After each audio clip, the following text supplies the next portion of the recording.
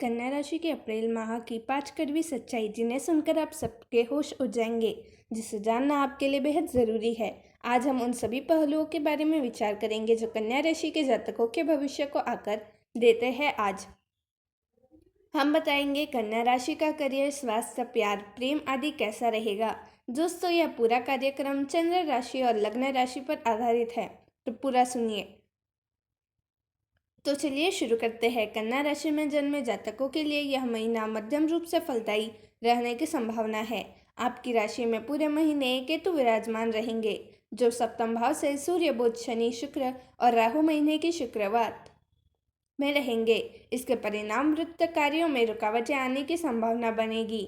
अप्रैल मासिक राशिफल 2025 के अनुसार वैवाहिक संबंधों के तनाव और टकराव की स्थिति बनेगी, जिससे आपको कुछ निराशा महसूस हो सकती है। प्रेम संबंधी के लिए यह महीना अच्छा रहने की संभावना है। आप अपनी बात को आगे बढ़ाकर वैवाहिक बंधन में बनने में भी सफल हो सकते हैं।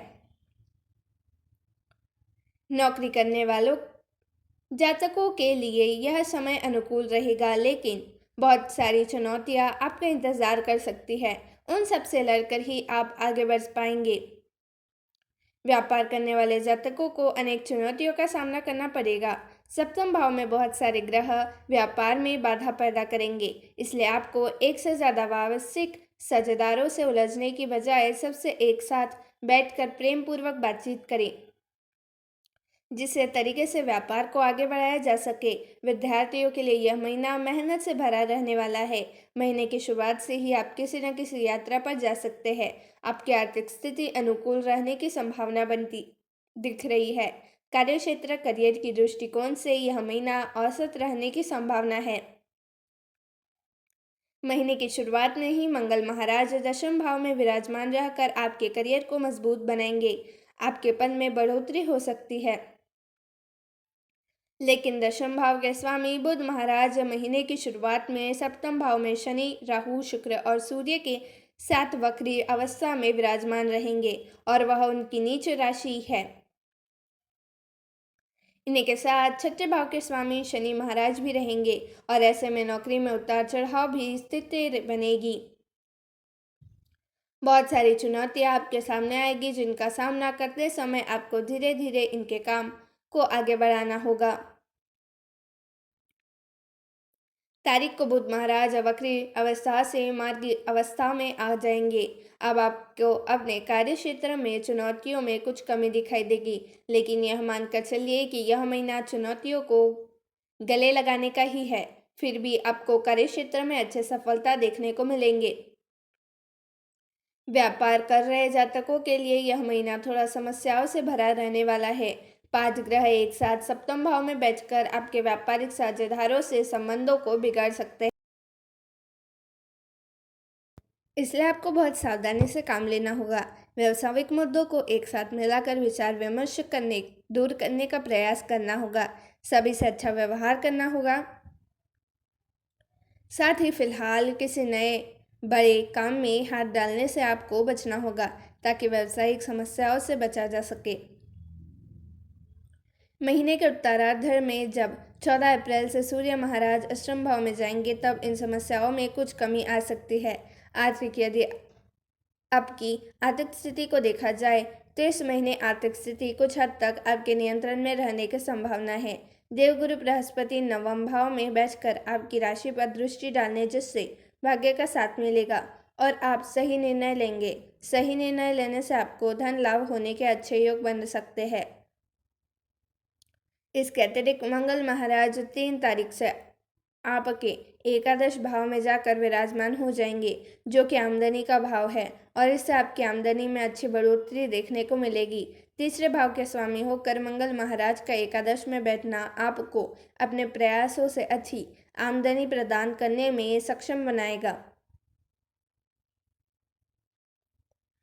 उधर अष्टम भाव के स्वामी भी मंगल महाराज है। उनकी स्थिति के कारण आपको अचानक से धन प्राप्ति के योग बनेंगे, इसलिए यह महीना आर्थिक तौर पर आपको लाभ देगा।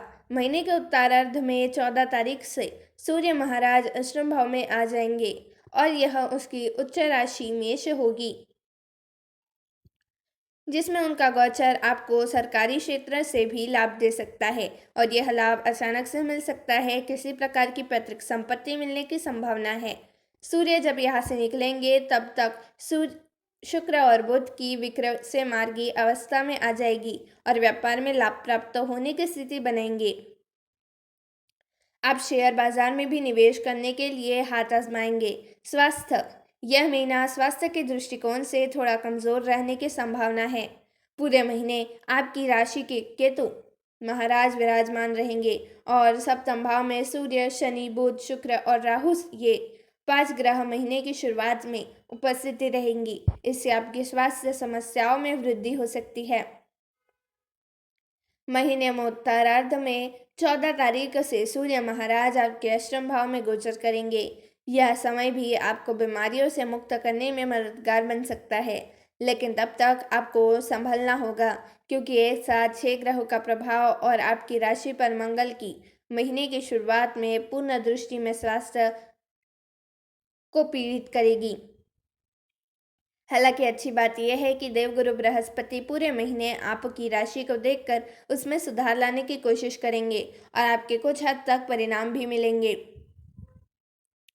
अप्रैल मासिक राशिफल 2025 कहता है कि मंगल महाराज भी 3 तारीख से एकादश भाव में जाकर स्वास्थ्य समस्याओं में कमी करेंगे और आपको मजबूत बनाएंगे। आप कसरत और व्यायाम के द्वारा आपके स्वास्थ्य को अच्छा बना सकते हैं। आपको मुख, सिर दर्द, बुखार, बदहजमी और प्रजनन तंत्र से संबंधित समस्याएं परेशान कर सकती है, इसलिए आपको सावधान रहना होगा। कोई भी समस्या होने पर तत्काल चिकित्सक के संपर्क कर उसका उपचार करना होगा क्योंकि यह आपके लिए स्वार्थिक उपकरण होगा। प्रेम व वैवाहिक, यदि आप किसी प्रेम संबंध में है तो आपके लिए यह महीना मिश्रित परिणाम लेकर आएगा। सर्वप्रथम तो पंचम भाव के स्वामी शनि महाराज सप्तम भाव में विराजमान रखकर प्रेम विवाह के प्रबल योग बनाएंगे, इसलिए आपके विवाह की बात पक्की हो सकती है और आपका प्रेम विवाह निश्चित हो सकता है। इससे आपको खुशी मिलेगी और आप जीवन में सफलता अर्जित कर पाएंगे। लेकिन शनि महाराज सूर्य, बुध, राहु और शुक्र के साथ उपस्थित होकर पीड़ित भी है। ऐसे में बीच बीच में आपके प्रियतम को कुछ शारीरिक समस्याएं परेशान कर सकती है और उनके जीवन में कुछ चुनौतियां आ सकती है। मंगल महाराज पूरे महीने आपके पंचम भाव को देखेंगे, जिससे आपके रिश्ते में लड़ाई झगड़े और स्थिति में बन सकते हैं। परंतु बृहस्पति महाराज की अमृत दृष्टि भी पंचम भाव पर होने से इन सभी चुनौतियों से बाहर निकलकर आप अपने रिश्ते को आगे बढ़ा सकते हैं और आपका रिश्ता अच्छे से चलेगा। विवाहित जातकों के लिए इस समय को कमजोर कहा जा सकता है क्योंकि सप्तम भाव में पंचग्रह योग होने की जीवन साथी और आपको एक दूसरे की समझ पाने में समस्या होगी। परिवार का माहौल भी इतना अच्छा नहीं होगा कि आप दोनों के बीच की गलतफहमी एकदम से दूर हो जाए। इसमें कुछ समय लगेगा, तब तक आपको स्थितियों को संभालना होगा। महीने के उत्तरार्ध में जब सूर्य महाराज यहाँ से निकलकर अष्टम भाव में चले जाएंगे तब कुछ हद तक स्थिति संभल सकती है। तब तक धैर्य से काम ले।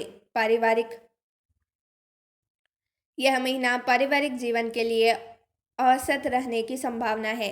चौथे भाव के स्वामी देवगुरु बृहस्पति पूरे महीने नवम भाव में विराजमान रहेंगे और यहाँ से आपके प्रथम भाव, तृतीय भाव और पंचम भाव को देखेंगे।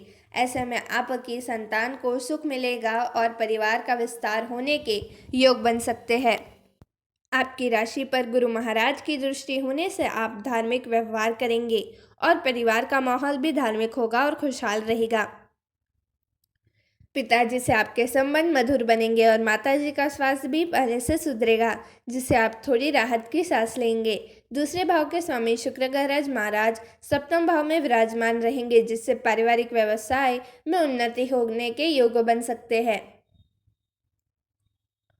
महीने की शुरुआत में मंगल महाराज सप्तम दृष्टि में चतुर्थ भाव को देखेंगे, जिससे परिवार में छोटी मोटी समस्याएं परेशानी का कारण बन सकती है। लेकिन 3 तारीख के बाद से मंगल महाराज भी एकादश भाव में चले जाएंगे और इन समस्याओं में कमी आ जाएगी। हालांकि वहाँ से मंगल महाराज आपके दूसरे भाव को देखेंगे, जो वाणी को भाव भी है। इससे आपके कुटुंब में कुछ समस्याएं हो सकती है और आपके कुछ वचनों में कारण कुछ समस्याएं उत्पन्न भी कर सकती है। इसलिए आपको सोच समझ कर ही किसी से बातचीत करनी होगी और अपने रिश्तों को संभालने पर ध्यान देना होगा।